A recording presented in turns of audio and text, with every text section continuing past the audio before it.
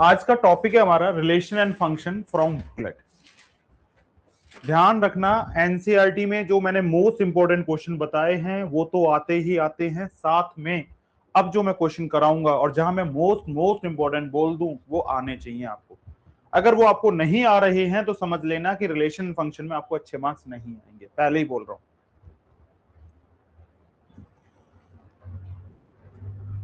If ए 2 4 6 9 और B 4 6 18 27, a belongs to A, small a का मतलब सेट ए के element, b belongs to B, small b का मतलब सेट बी का member. Find the set of ordered pair such that a is a factor of b, a is a factor of b. ऐसे ordered pair बनाने हैं आपको। अब देखो, ये ए के एलिमेंट बी के फैक्टर हैं, मतलब ए के एलिमेंट को बी को डिवाइड करना चाहिए। 2 4 को डिवाइड करता है तो ले सकता हूं, डेफिनेशन को क्लियर कर रहा है। 2,6 भी चलेगा, 2,18 भी चलेगा और 2,54 भी चलेगा। अब 4 ले लो तो 4,4 भी चलेगा और कुछ नहीं चलेगा। अब 6 ले लो, 6,6, 6,18 और 6,54, 9 रह गया। तो 9,18 और 9,27 और 9,54, ये लीजिए। तो ये मैंने ए टू बी का एक रिलेशन बना दिया। आर से डिनोट कर दो। तो कंडीशन क्या थी? सेट ए के हर एलिमेंट, जो भी एलिमेंट है वो सेट बी के एलिमेंट का फैक्टर होना चाहिए। मतलब सेट ए के एलिमेंट सेट बी के एलिमेंट को डिवाइड करे और रिमाइंडर कितना आए? 0। ऐसे ऑर्डर्ड पेयर बना दीजिए।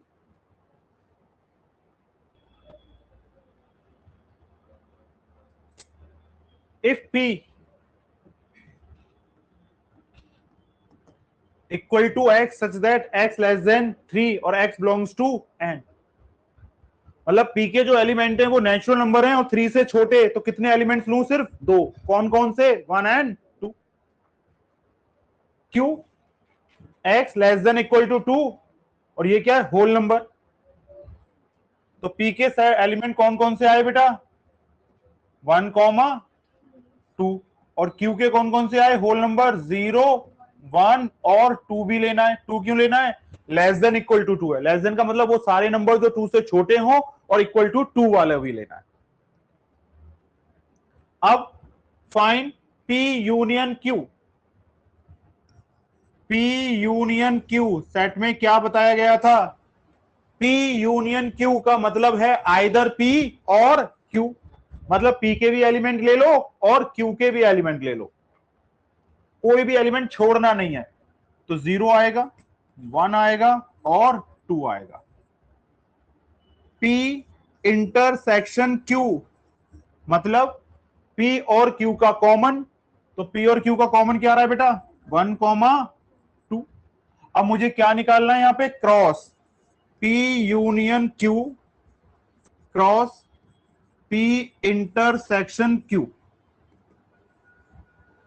तो पहले 0 का ऑर्डर्ड पेयर बनाएंगे, इस वाले सेट के एलिमेंट का ऑर्डर्ड पेयर इंटरसेक्शन वाले के साथ बनाएंगे, और क्रॉस प्रोडक्ट बनाना आपको आता है। 0 का ऑर्डर्ड पेयर 1 के साथ भी आएगा और 2 के साथ भी आएगा, फिर 1 का 1 के साथ आएगा, फिर 1 का 2 के साथ आएगा, 2 का 1 के साथ आएगा और 2 का 2 के साथ भी आएगा। ये लीजिए, तो ये P यूनियन Q का क्रॉस बन गया P इंटरसेक्शन Q के साथ। Where W is the set of whole number, और W क्या है? होल नंबर का सेट। तो यही आंसर है इसका।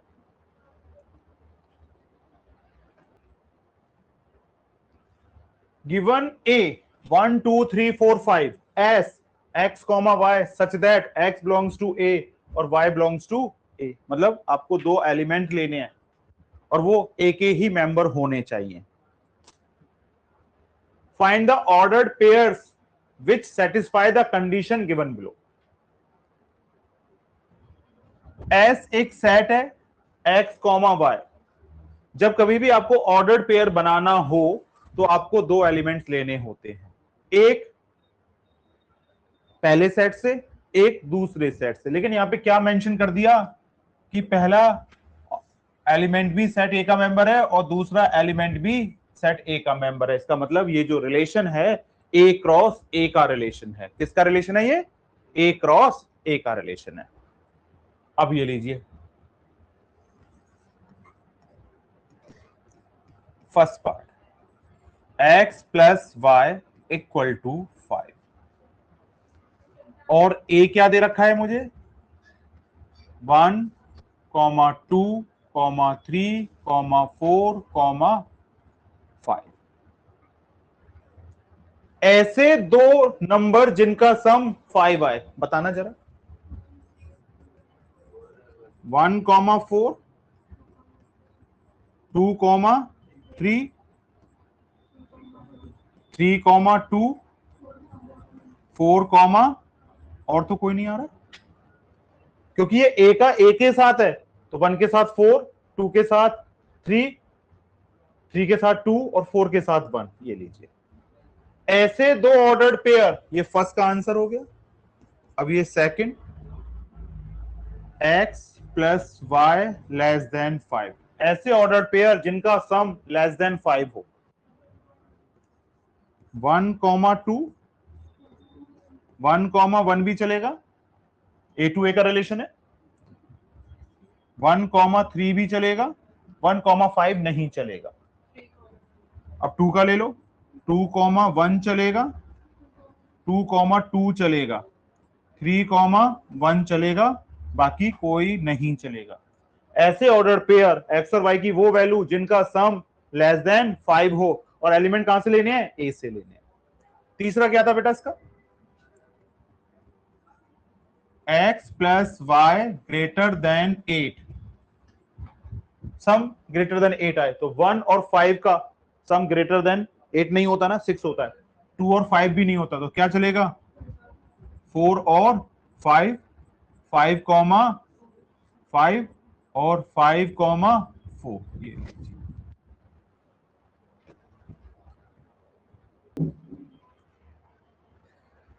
ए क्रॉस बी,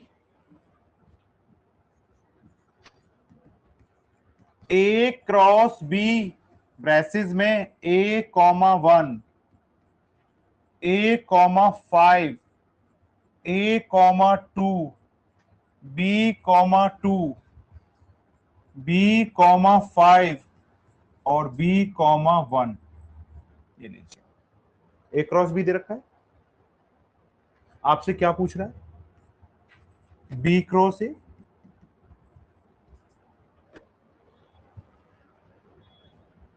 अब मैं अगर आपसे पूछूं कि सेट ए क्या होगा, बताना जरा मुझे।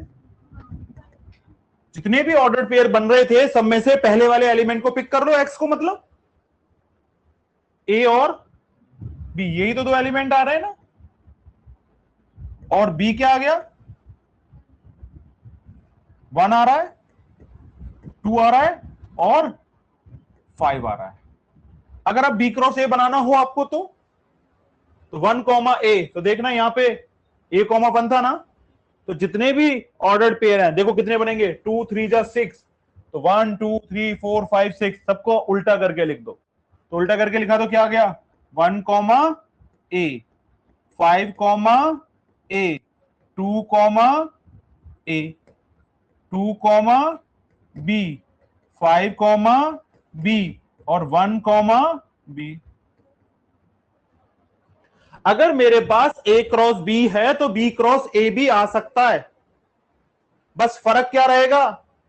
जो भी ऑर्डर्ड पेयर होंगे उनको फ्लिप कर दो, मतलब एक्स को वाई बना दो, वाई को एक्स बना दो, तो बी क्रॉस ए आ जाएगा। और देख लो, नहीं तो पहले 1 किसके साथ जाएगा? ए के साथ। तो 1, ए, 1, बी, 2, ए, 2, बी और 5 कॉमा ए और 5 कॉमा बी। ये लो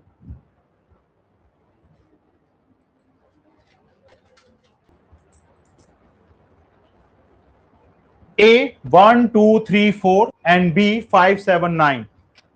तो मुझे क्या करना है, जो जो दे रखा है निकाल दो। पहले ए क्रॉस बी पूछ रहा है।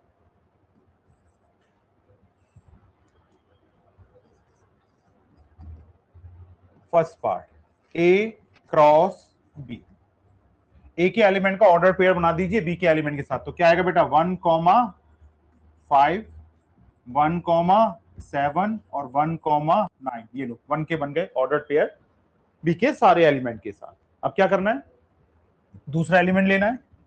तो 2 कॉमा 5, 2 कॉमा 7 और 2 कॉमा 9, 3 कॉमा 5, 3 कॉमा 7 और 3 कॉमा 9 और 4 कॉमा 5, 4 कॉमा 7 और 4 कॉमा 9। ये लो जी, ए क्रॉस बी आ चुका है।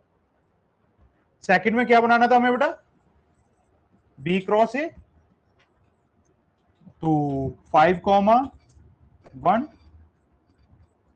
5 कॉमा 2, 5 कॉमा 3 और 5 comma 4, 7 comma 1, 7 comma 2, 7 comma 3, 7 comma 4। अब बेटा नेक्स्ट 9 कॉमा 1, 9 कॉमा 2 और 9 कॉमा 3 और 9 कॉमा 4। ये लीजिए, मैं ये पूछना चाहता हूं आपसे, क्या A cross B B cross A के बराबर होता है? नहीं, कभी भी नहीं होगा। क्यों? 1 कॉमा 2 2 कॉमा 1 के बराबर नहीं होता। 1 कॉमा 2 का मतलब है coordinate of a point in 2 dimensional plane, और 2 कॉमा 1 का भी मतलब होता है coordinate of a point in 2 dimensional plane. तो लेकिन दोनों की पोजीशन सेम नहीं आएगी, इसीलिए 1 कॉमा 2 और 2 कॉमा 1 कभी भी बराबर नहीं होते।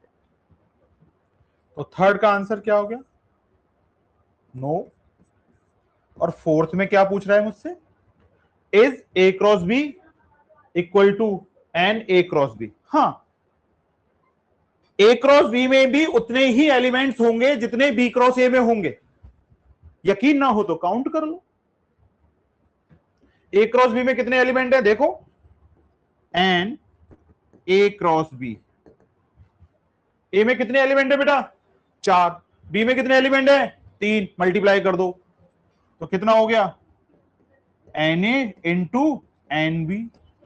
तो ये 4 इंटू 3, ये 12 आ गया। तो एन बी क्रॉस ए, तो n B into n A, तो 3 इंटू 4, ये भी 12 आ गया। तो इंप्लाइज दैट क्या आ गया, n A cross B equal to n B cross A आ गया।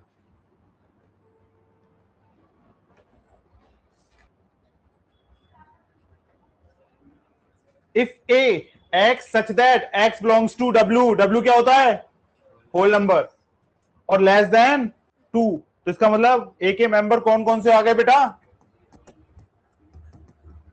0 1, बस लेस देन 2 है ना। और बी क्या था बेटा, x such that x belongs to N, और 1 से लेके 5, ना 1 लोगे ना 5 लोगे, दोनों के बीच में कौन कौन से आ गए, 2 3 और 4। सी 3 कॉमा 5, फाइंड ए का क्रॉस बी इंटरसेक्शन सी के साथ। फर्स्ट पॉइंट, तो मुझे निकालना है ए क्रॉस बी इंटरसेक्शन सी। तो बताओ पहले बी इंटरसेक्शन सी कितना आएगा। तो यहां पे तो आ गया मेरा 0 कॉमा 1, और क्रॉस बी और सी का कॉमन देखना क्या आ रहा है, सिर्फ 3। तो आगे क्या आ गया, ऑर्डर पेयर बनाना है, तो 0 कॉमा 3 और 0 कॉमा 1 कॉमा 3। ये लो फर्स्ट पार्ट। अब सेकंड देखो बेटा, ए क्रॉस बी यूनियन सी, बताओ बी यूनियन सी का क्या मतलब होता है? बी यूनियन सी का मतलब होता है बी वाले सारे एलिमेंट और सी वाले सारे एलिमेंट ले लो। और इंटरसेक्शन का क्या मतलब होता है? दोनों के कॉमन ले लो। तो जरा बोलिए यहां पे बी यूनियन सी कितना आया बेटा? तो ए तो क्या रहेगा मेरा 0,1 cross B union C. B और सी को मिला के बना दो तो कौन कौन से लेने हैं? 2 3 4 5। 2 3 4 5 ये लो जी। अब इनका क्रॉस प्रोडक्ट बना दो तो 0,2 0,3 0,4 और 0,5 1,2 1,3 1,4 1,5 ये।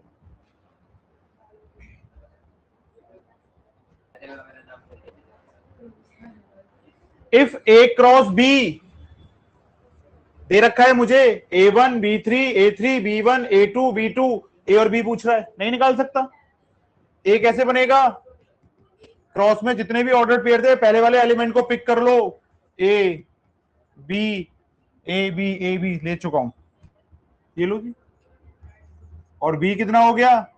1 3 और 2।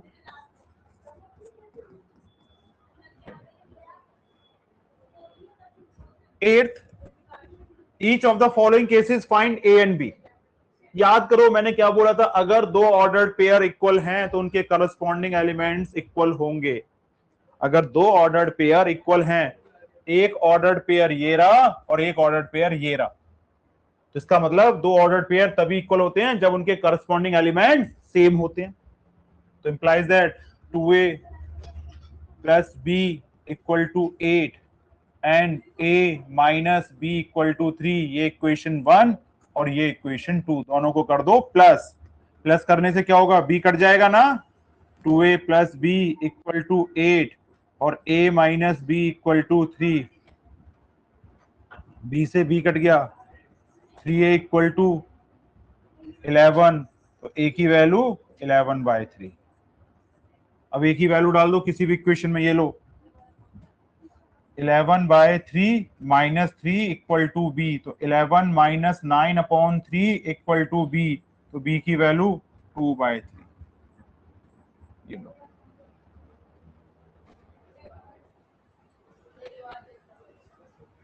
सेकंड पार्ट बेटा इसका, दो ऑर्डर्ड पेयर अगर इक्वल हैं तो इसका मतलब करस्पॉन्डिंग एलिमेंट इक्वल होंगे। तो ये a/4 इक्वल टू 0 और a minus 2b equal to 6 plus b।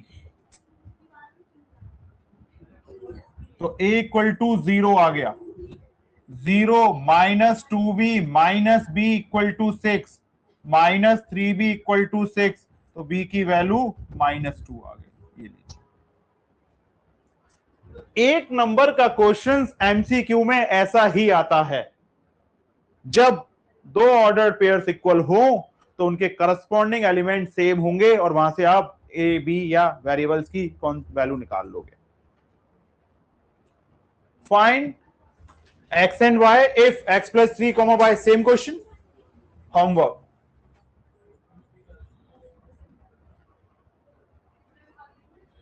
If R2 x comma y such that x and y are integers, x square plus y square equal to 64। One marker में important है, one marker में और to marker में।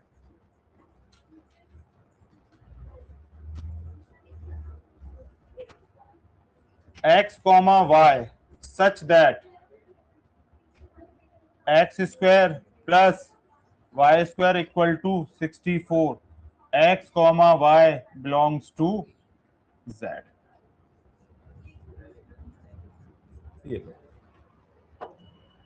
ऐसे दो number जिनका square का सम 64 आए और x और y इंटीजर होने चाहिए।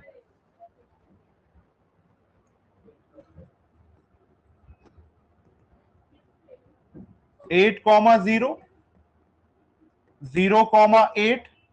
कोई और समझ में आ रहा हो तो बताना जरा मुझे। ऐसे दो नंबर जिनका स्क्वायर का सम 64 हो, मुझे तो नहीं लगता कोई और होगा।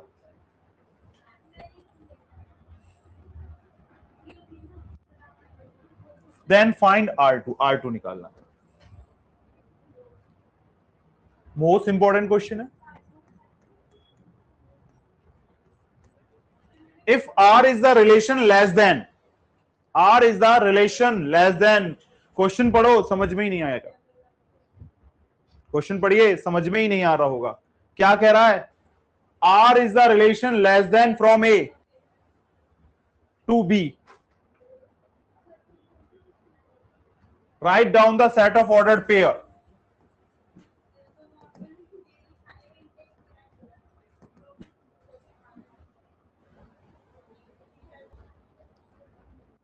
वो रिलेशन जब आप सेट ए का एलिमेंट का ऑर्डर्ड पेयर सेट बी के एलिमेंट से बनाते हैं तो ए का एलिमेंट बी से छोटा होना चाहिए।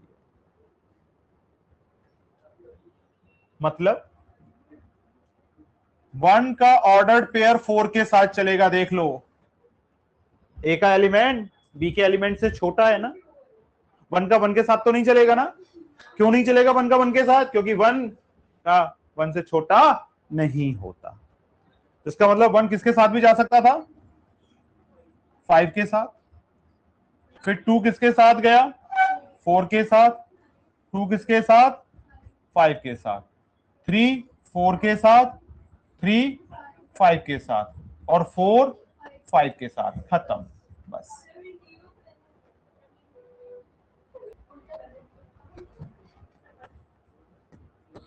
ऑर्डर्ड पेयर को घुमा के लिख दो तो इनवर्स मिल जाता है।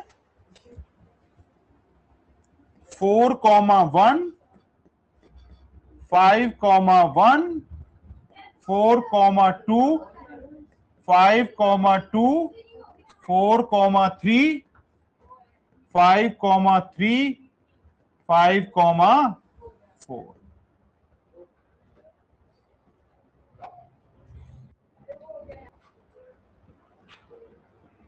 Are relation R, same question है, कर चुके हो ऐसा। R relation R defined on the set Z, Z का मतलब इंटीजर नंबर लेने हैं और दो नंबर लेने हैं, उनके स्क्वायर का सम 25 आए, तो मेरे हिसाब से तो ऐसे बहुत नंबर बन जाएंगे। 0, 5 5, 0 0, -5 -5, 0। इंटीजर है ना।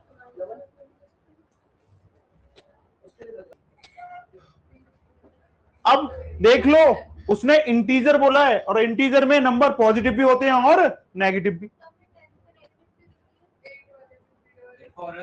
उसमें होल नंबर्स थे। अभी दूसरा 3, 4 4, 3 तो -3, 4 3, -4 -3, -4 -4, -3,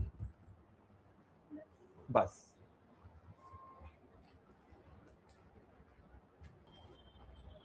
तो ये इंटीजर है,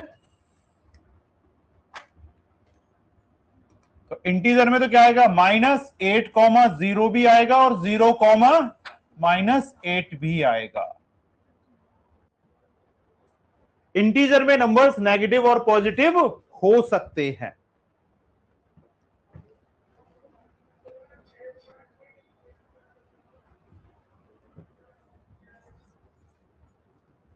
NAM NBN, find the total number of non-empty relations that can be defined from A to B.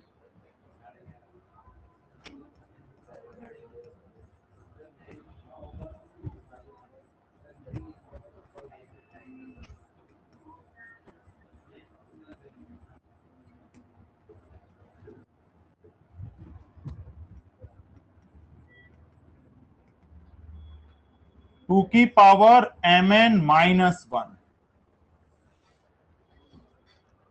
2 की पावर mn-1। अगर नॉन एम्प्टी रिलेशन निकालने तो -1 करना पड़ेगा। एक नंबर का मोस्ट इंपॉर्टेंट क्वेश्चन है।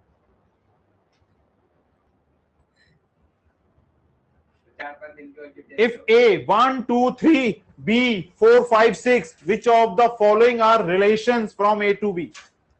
What is the condition for a set to be in relation? कोई भी सेट रिलेशन में होगा कब? जब उस सेट्स के ऑर्डर्ड पेयर या वो सेट A क्रॉस B का सबसेट होगा।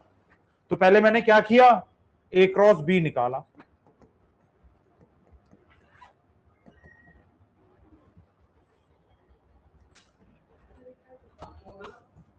हाँ, A क्रॉस B, पहले A क्रॉस B निकालो। तो 1 का ऑर्डर पेयर 4 के साथ, फिर 1 का बनेगा 5 के साथ, फिर 1 का बनेगा। कार्टेशियन प्रोडक्ट कैसे निकलता है? सेट ए के हर एलिमेंट को सेट बी के हर एलिमेंट के साथ लिखना है। सिंपल सा लॉजिक है। अब 2 को लिखो, 2,4, 2,5, 2,6, 3,4, 3,5, 3,6, ये लीजिए। This is a A cross B. अब देखो बेटा R1 का पहला ऑर्डर पेयर 1,4, 1,4 है, 1,5 है, 1,6 है। इसका मतलब R1 सेट के हर एलिमेंट ए क्रॉस बी में है।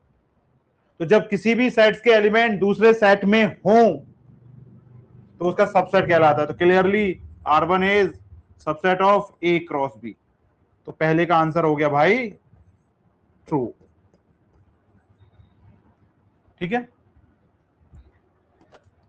सेकेंड R2 1,5 है, 2,4 है, 3,6 है।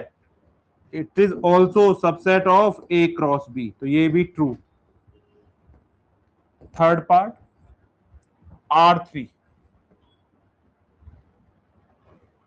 1,4 है, 1,5, 3,6, 2,6, 3,4। तो R3 भी सबसेट है ए क्रॉस बी का। तो ये भी ट्रू। चलो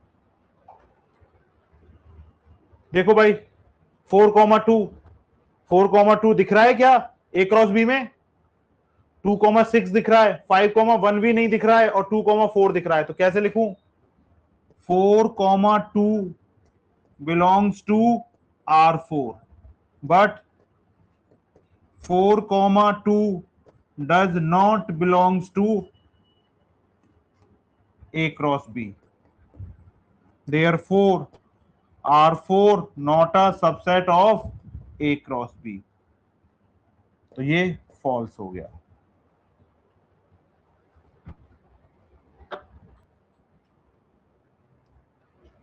Find the domain and range of the relation R given by x, y such that y equal to। Domain और रेंज पूछ रहा है तो पहले ऑर्डर पेयर तो निकाल लो। y इक्वल टू x प्लस 6/x, x, y belongs to n और x less than 6। Done. x और y नेचुरल नंबर है, नेचुरल डालने पे y भी नेचुरल आना चाहिए। ये लो जी। तो जब मैंने x की वैल्यू 1 डाली तो मेरा y क्या आया? 1 प्लस 6/1, 1 प्लस 6, 7। उसने x लेस देन 6 बोला है, y के बारे में तो उसने कोई बात ही नहीं करी है। देख लो, सिर्फ ये बोला है y नेचुरल होना चाहिए। 2 डाला, 2 प्लस 6/2, तो 2 प्लस 3, 5 आ गया। जब x इक्वल टू 3 डाला, 3 प्लस 6/3, तो y इक्वल टू 5 आ गया। अगर मैं x इक्वल टू 4 डालता हूं, देखना भाई, तो y इक्वल टू 4 प्लस 6/4, तो y इक्वल टू 4 प्लस 3/2, तो y equal to 11/2 does not belongs to n। ये तो मैं ले ही नहीं सकता, 5 भी नहीं ले सकता, तो 6 ले लिया, तो x बिलोंग्स टू 6, तो y equal to 6 plus 6/6 cut के 1, तो y इक्वल टू 7। तो रिलेशन के ऑर्डर पेयर क्या क्या आ गए बेटा? 1 डालने पर 7, 2 डालने पर 5, 3 डालने पर 5 और 6 डालने पर 7। ये लीजिए, तो डोमेन कितना आ गया? डोमेन क्या होता है पता है या नहीं पता हमें? ऑर्डर पेयर में सारे पहले एलिमेंट को पिक कर लो, तो क्या है बेटा? 1 2 3 6। और रेंज क्या है बेटा हमारा? 5, 7। ऑर्डर पेयर में से सेकंड एलिमेंट को पिक करके सेट बना दो, वो मेरा क्या कहलाता है? रेंज।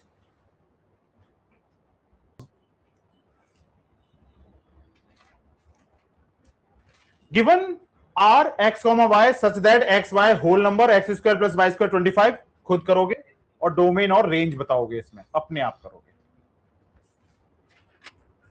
इस बार होल नंबर है, इंटीजर नहीं है, तो नेगेटिव नंबर नहीं लेना, और जो भी रिलेशन बन जाए उसमें फिर डोमेन और रेंज बता देना। जितने भी ऑर्डर पेयर बने, हर ऑर्डर पेयर से पहला वाला एलिमेंट पिक करके जो सेट बनाओगे वो डोमेन होगा, और रिलेशन में जो रिलेशन आएगा उसमें से ऑर्डर पेयर में से सेकंड एलिमेंट पिक करके जो सेट बनाओगे वो रेंज होगा। सिंपल सा लॉजिक है।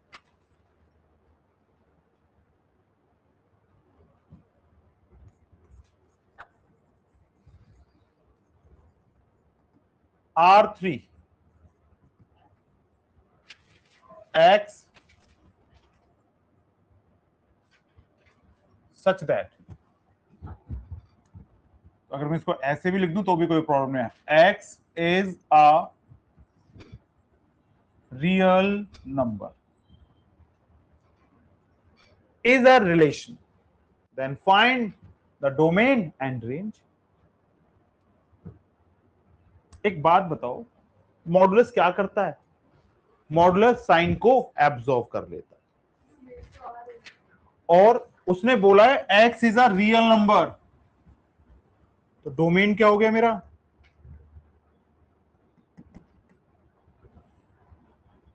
आ। क्वेश्चन में खुद बोला है ना x is a real number, और रियल नंबर को किससे डिनोट करते हैं? r से। रियल नंबर को किससे डिनोट करते हैं? r से। तो डोमेन कितना हो गया? आ। अब क्या पूछ रहा है मेरे से? रेंज। रेंज का मतलब वैल्यू ऑफ y। तो mod x greater than equal to 0, तो रेंज कितना आ गया? आप x की कोई भी वैल्यू डालो, तो रेंज जो आ रहा होगा मेरा 0 से इंफिनिटी आ रहा होगा, ग्रेटर देन इक्वल टू 0। अगर मैं -1 डालता तो भी रिजल्ट 1 आता ना, अगर मैं -1.2 डालता तो भी रिजल्ट 1.2 ही आता ना। मॉड क्या करता है? माइनस साइन को एब्जॉर्ब कर लेता है और पॉजिटिव रिजल्ट देता है। इसलिए आप नेगेटिव नंबर डालो या पॉजिटिव नंबर डालो, क्या आएगा? पॉजिटिव नंबर ही आएगा। और पॉजिटिव नंबर कहां? और 0 डालने पे 0 भी आ रहा है ना, तो पॉजिटिव नंबर कहां से शुरू होते हैं? 0 या 0 से बड़े।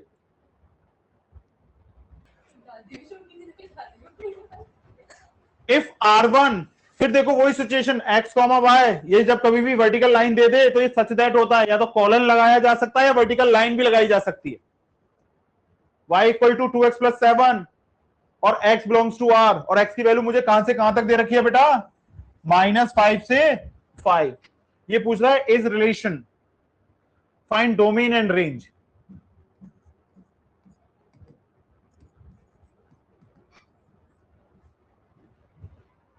x की वैल्यू दे रखी है, जरा x की वैल्यू -5 डालना, x की वैल्यू -5, तो यहां पे कितना आ जाएगा? -10 प्लस 7, तो कितना आ जाएगा? -5 डालने पर -3।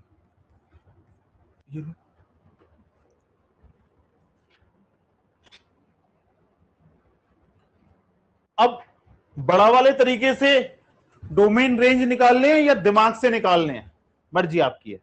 ये लो भाई, देख लेना जो आपको समझ में आए। -5 less than x less than equal to 5, तो x बिलोंग्स टू कितना आ गया, -5 से 5 आ गया। और ये रियल नंबर है, रियल नंबर को लिखने का कोई तरीका तो होता नहीं है। ये लो जी, x की वैल्यू क्या कहलाती है, डोमेन। तो डोमेन कितना आ गया मेरा, -5 से 5। ये लो जी, ऐसे तो मैं ही फंस जाऊंगा, क्योंकि दो रियल नंबर के बीच में भी बहुत सारे रियल नंबर्स होते हैं, तो फिर मैं कहां का तक वैल्यू डालूंगा। तो मुझे ये तरीका ज्यादा बेहतर लग रहा है। ये लो जी, डोमेन आ गया। अब रेंज, हेडिंग डालो रेंज, और मुझे रिलेशन क्या दे रखा था, y equal to 2x plus 7, तो 2x equal to y minus 7, तो x equal to y minus 7/2। तो ये आ गई value of x in term of y। जब कभी भी रेंज निकालना हो तो मुझे वैल्यू ऑफ x y निकालनी होगी इन टर्म ऑफ x, या वैल्यू ऑफ x निकालनी होगी इन term of y। Value of x निकालते हैं इन टर्म ऑफ y। अब now -5 less than x less than 5, -5 less then y minus 7/2 less than 5। पूरी equation को 2 से मल्टीप्लाई कर दो। -10 less than y minus 7 less than 10, पूरी इक्वेशन को +7 कर दो। -10 + 7 less than y minus 7 + 7 less than 10 + 7।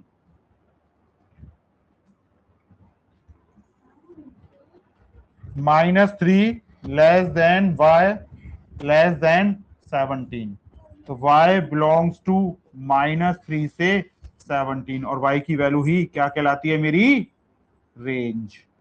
तो -3 से 17।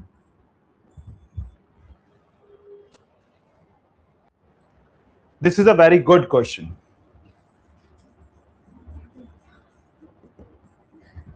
Multiply by 2। एक बात बता, यहां पे डिनोमिनेटर आ रहा है ना होल, कैसे हटेगा, या तो क्रॉस मल्टीप्लीकेशन से हटेगा। अब इसका मतलब ये इधर जाएगा, ये इधर जाएगा ना, और जब इसको 2 से मल्टीप्लाई की 2 से 2 कट जाएगा ना। तो हम पहले क्या करते हैं, अगर होल फ्रैक्शन में है तो उनको क्रॉस मल्टीप्लीकेशन हटाते हैं। क्रॉस मल्टीप्लीकेशन का मतलब मल्टीप्लाई बाय 2। अब y के साथ तो कुछ भी नहीं था ना, 1 था ना, तो वो तो हटाने नहीं ना। अब -7 है, -7 कैसे हटेगा, -7 को +7 हटाता है ना, तो पूरी इक्वेशन में +7 करना पड़ेगा ना, एडिंग 7। सब जगह 7 कर दिया ना। अब y के साथ कुछ इनटू में होता तो फिर मैं पूरी इक्वेशन को उस नंबर से डिवाइड करता। समझ गए। अगर ये सपोज करो ऐसे होता, मान लेते हैं अगर ये ऐसे होता, -5 less then y/2 -7 less than 5, तो मैं 2 से मल्टीप्लाई नहीं करता, पहले मैं माइनस कांस्टेंट को हटाता, फिर 2 से मल्टीप्लाई करता। क्योंकि मुझे वेरिएबल के पास जाना है, तो सबसे पहले वेरिएबल से दूर कौन है, -7, पहले -7 को हटाया, फिर 2 से मल्टीप्लाई कर दिया। डिपेंड करता है कोई क्वेश्चन कैसे दे रखे, या फिर एलसीएम ले लो पहले। यहां पे एलसीएम लोगे तो यही सिचुएशन बन जाएगी।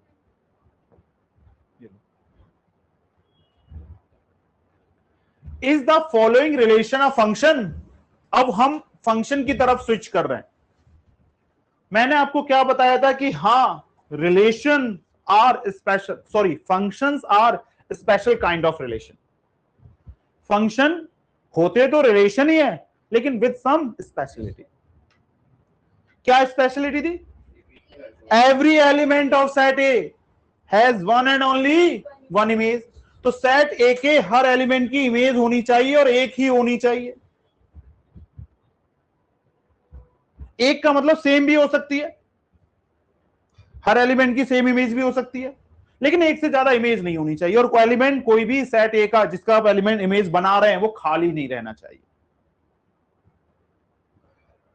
देखना 2 की इमेज क्या है, यहां पर R1 में 2, 3, ½ 0, 2, 7 माइनस 4, 2 की इमेज क्या है 3, 2 की इमेज क्या है 7, तो 2 हैज 2 डिफरेंट इमेजेस 3 एंड 7। तो ये तो मेरी कंडीशन को वॉयलेट कर रहा है। कौन सी condition? Every element has one and only.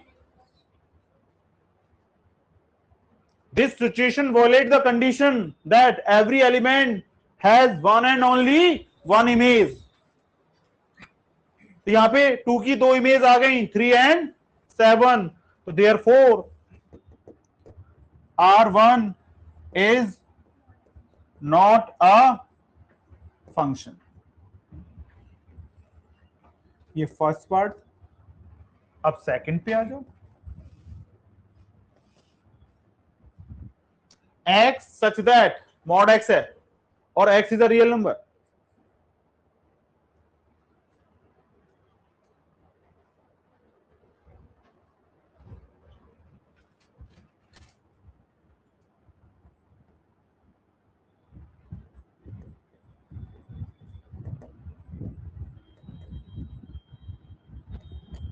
बताओ ये रिलेशन फंक्शन होगा? चलो एक ने तो क्यों होगा? अगर है तो ये क्यूब कर।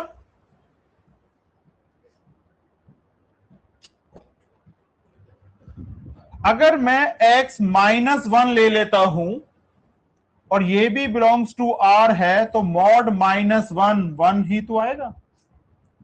अगर मैं x की वैल्यू 1 ले लेता हूं बिलोंग्स टू R तो मॉड 1 भी तो 1 ही तो आएगा।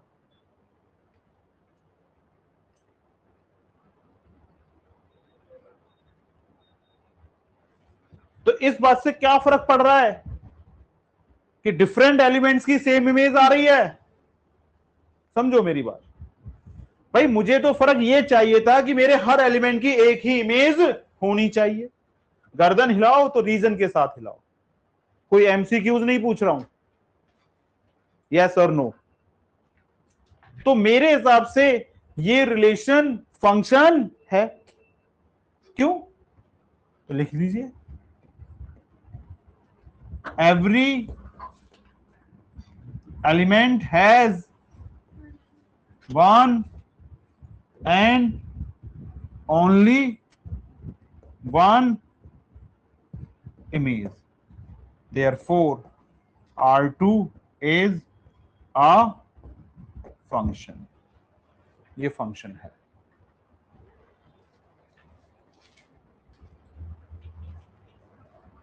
Let A and B any two sets such that